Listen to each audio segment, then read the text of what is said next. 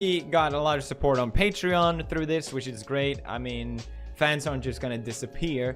But now there's even problem with Patreon. For example, Sam Harris, a podcaster, tweeted out a few days ago that, as many of you know, the crowdfunding site Patreon has banned several prominent content creators from its platform. While the company insists that each was in violation of its terms of service, these recent explosions seem more readily explained by political bias. Although I don't share the politics of the band members, I consider it no longer tenable to expose any part of my podcast fundings to the whims of Patreon's Trust and Safety Committee. I find this very disappointing because Patreon was supposed to be this alternative way for creators to earn revenue without getting censored. Sure, advertisers might not like what you're doing.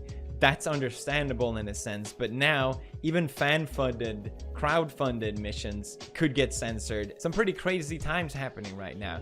So basically, one of the bans was of Sargon of Akkad. He's defended me from the Wall Street Journal scrutiny, and basically his Patreon was banned because, from what I can tell, he called Nazis the N-word. And this was something that he did outside of his channel. And the Patreon CEO and founder has expressed that you shouldn't have to worry about losing your revenue on Patreon. One thing I feel like I just have to say, I want to like send this, like, that's why you're here. Bring it. Like most creators watching this, you just don't have to worry about this. You just don't have to worry about it. Like people like you and most people who are like engaging in healthy dialogue and talking about tough issues, like this is just not something that concerns most creators. And it like kills me a little bit that there's this.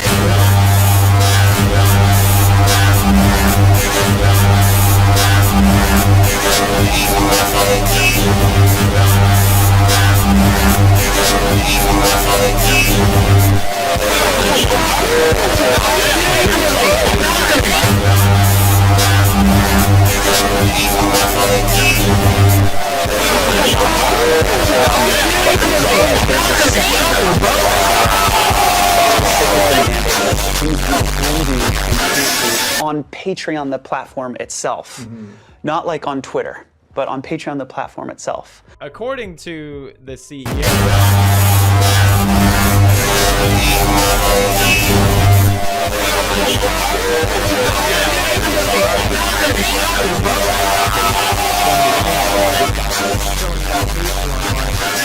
what's on their platform, but the entire online presence as well, which is kind of crazy to me. It seems like the internet is in a really rocky time right now where, you know, all these websites that have gotten so big because everyone uses them and it becomes so fundamental for people to have a proper freedom of speech. Now these websites are trying to decide, well, what is right to say on our websites and not. And most of the times that doesn't align with what the actual users think. I don't think you can fault YouTube for wanting to remove videos on their website and needing to delete content. I don't think anyone actually has a problem with that. I think the way they go about with doing it, that's the problem. You know, because these are people's livelihood at stake here. And I think it's especially disappointing with Patreon because they've always seemed to be the faves of alternative funding. I can understand advertisers not wanting certain content, but that's not what Patreon is supposed to be. So what are the rules? No one knows the rules, everybody. You see all these alternative websites coming up, alternative freedom of speech browsers,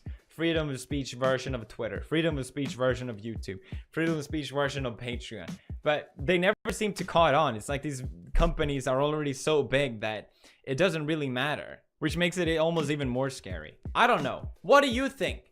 Leave a comment down below.